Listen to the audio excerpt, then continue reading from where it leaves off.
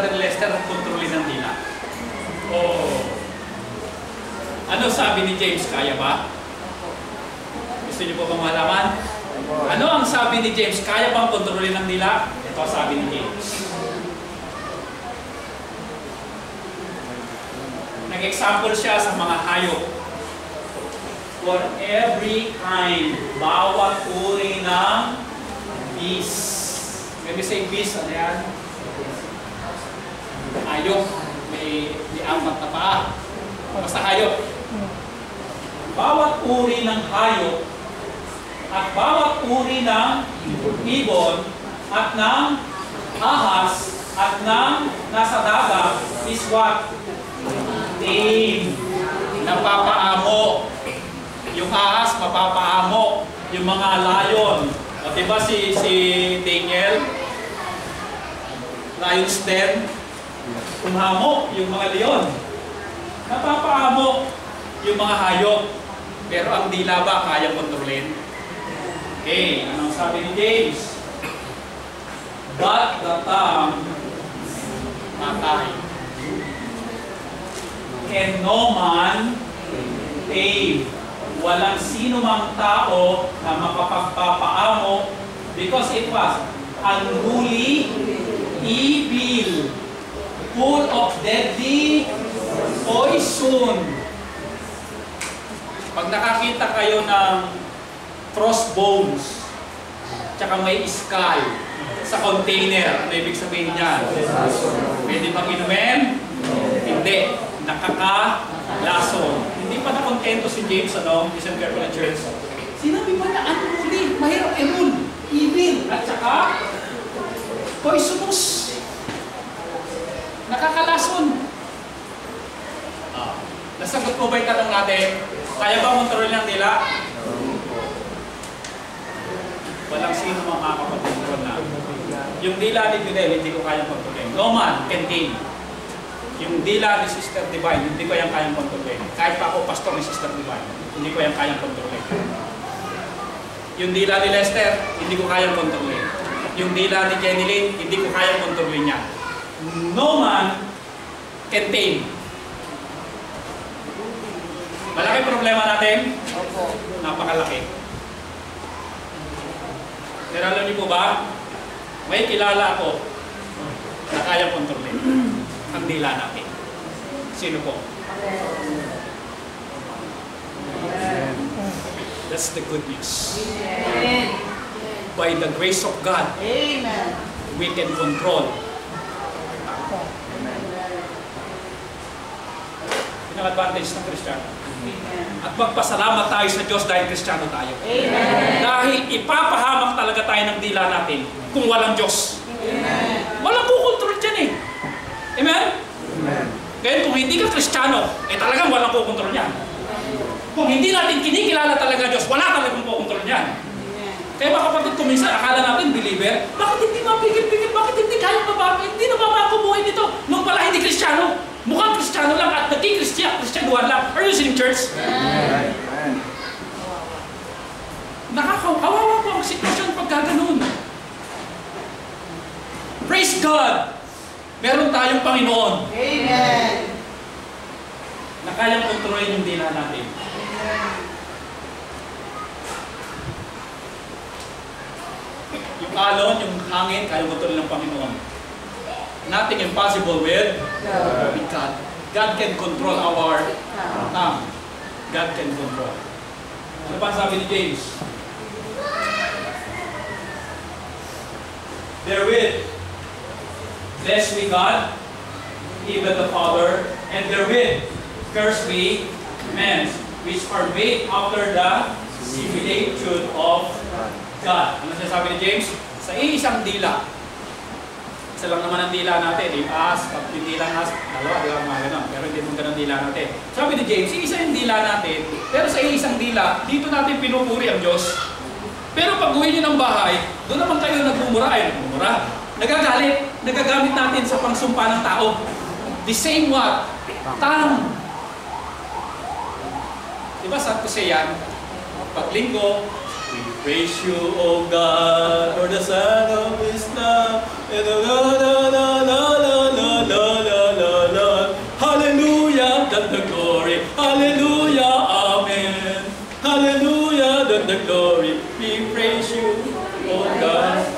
revive us again. Pag-uwi ng bahay. Ano ba? Natin po sa church. Preach.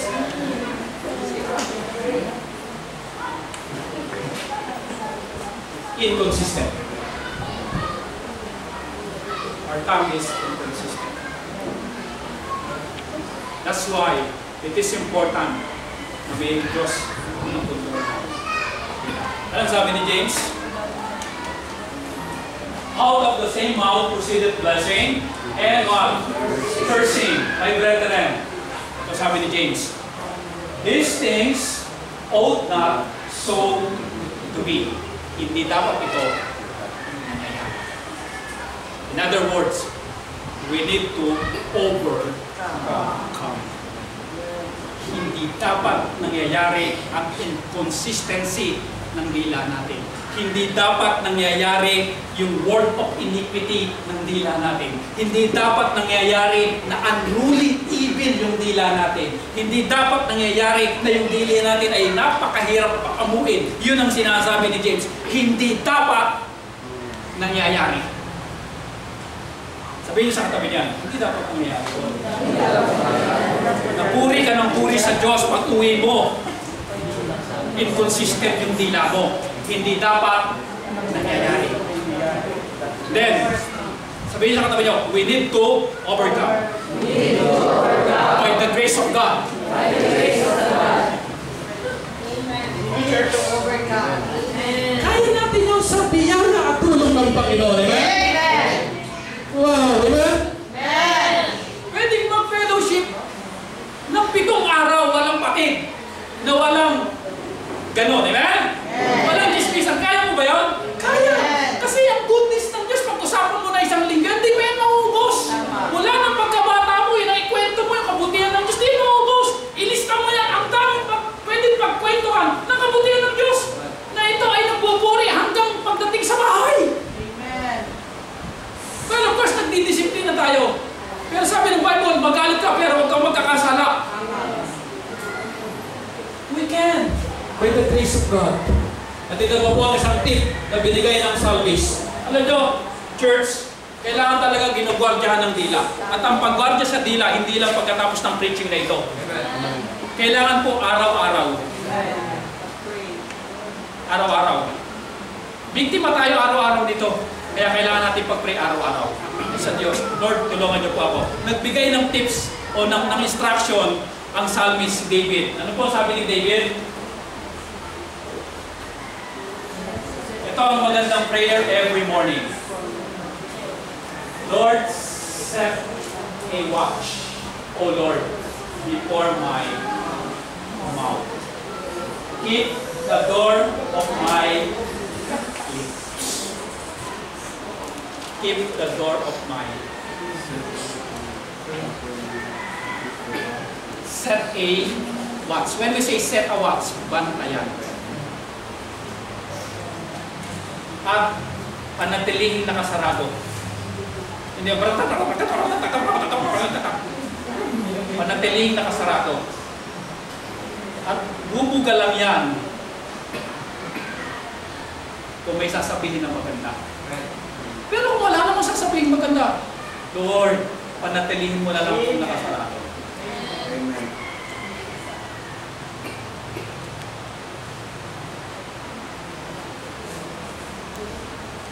Marami nang winasak na pamilya ang dila. 20 years na hanggang ngayon hindi nagpapansin dahil sa dila.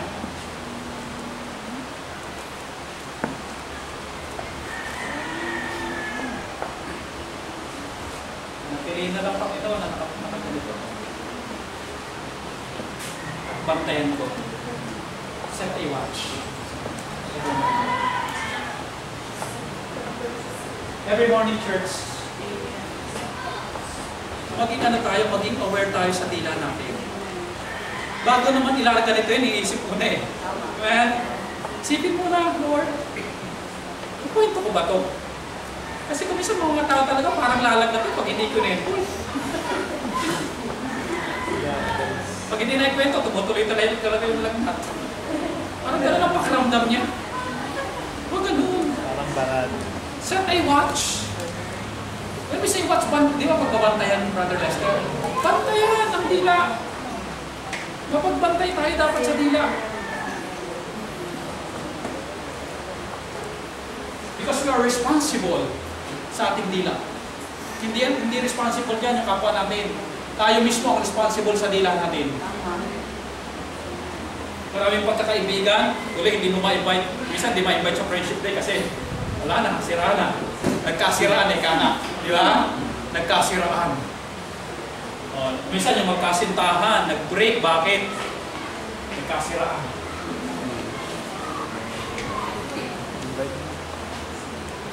Church, ito ang sabi ni David. Kanya siya humingi ng tulong sa Diyos. Kasi sa ganang atin, church, hindi natin kayang kontrolin ang dila natin. Ang Panginoon lang at tulong lang ng Panginoon ang ilalagyan. We need God's help. We need God's grace. We need God's provision. We need God. Kaya kung nakukontrol man natin yung dila natin, hindi tayo pwedeng magyabang. Nagawa mo yun dahil sa biyaya ng Panginoon. Amen. Ay, ako talaga, lagi na ako nakatahimik. Pagka-chismisa, ayaw ko talaga. Relax.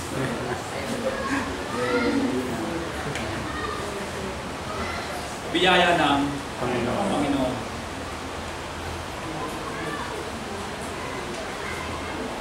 Mag-ingat pa tayo sa interpretasyon.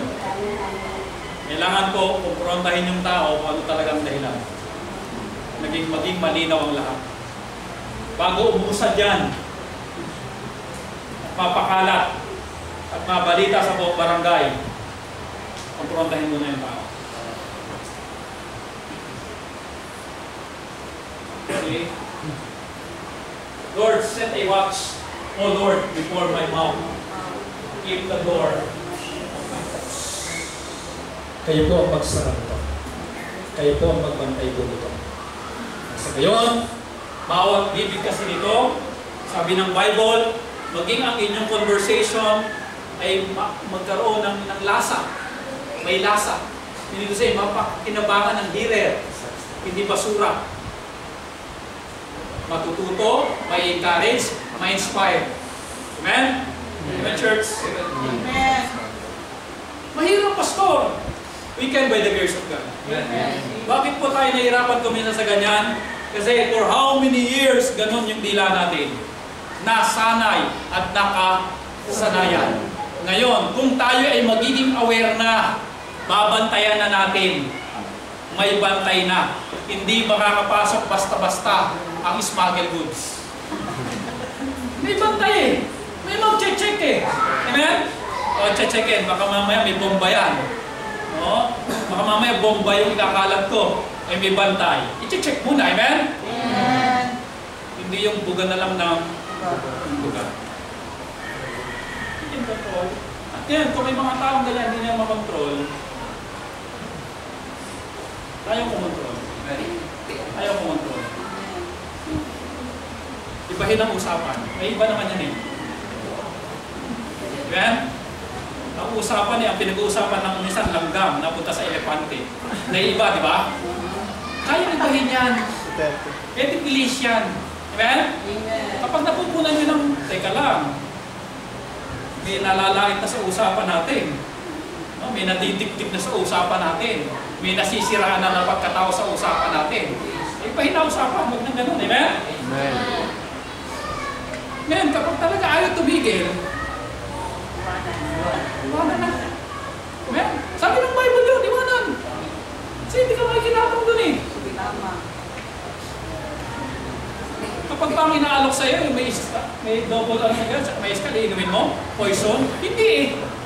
Alam mo yun eh.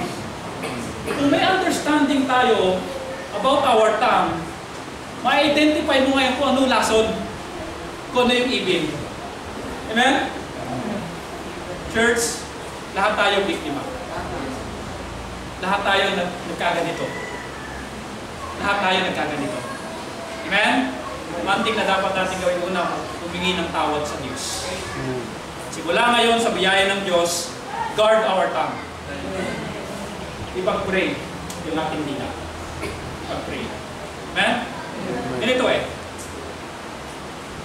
Si Lester, na hindi naman masama ang loob sa kuya niya, pag dinaldal ko siya ng mga negatibo tungkol sa kuya niya, pag uwi ko, galit na siya dito.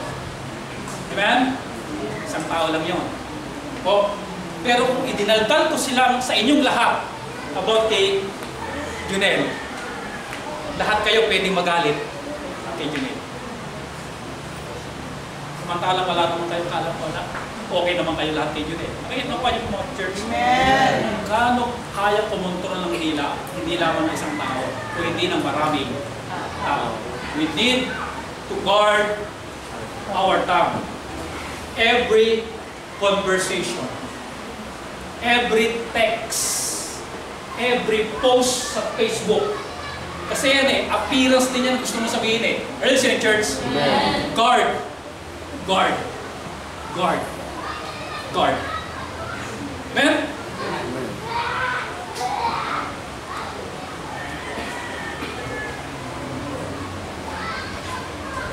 Salamat sa Panginoon.